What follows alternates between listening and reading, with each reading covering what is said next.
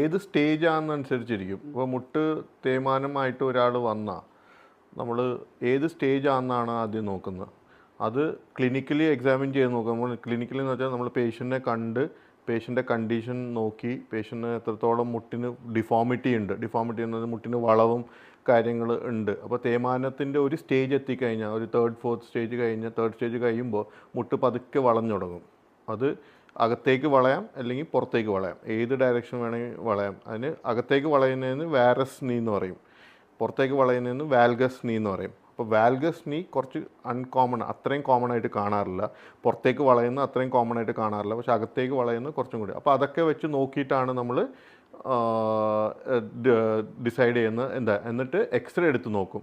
അതാണ് basic investigation take ചെയ്യാറ്. പക്ഷെ നിന്നിട്ടുള്ള എക്സ്റേ എടുക്കും, സ്റ്റാൻഡിങ് എക്സ്റേ എന്ന് പറയും. സ്റ്റാൻഡിങ് എക്സ്റേ നിന്ന് എക്സ്റേ എടുത്താലാണ് നമുക്ക് വെയിറ്റ്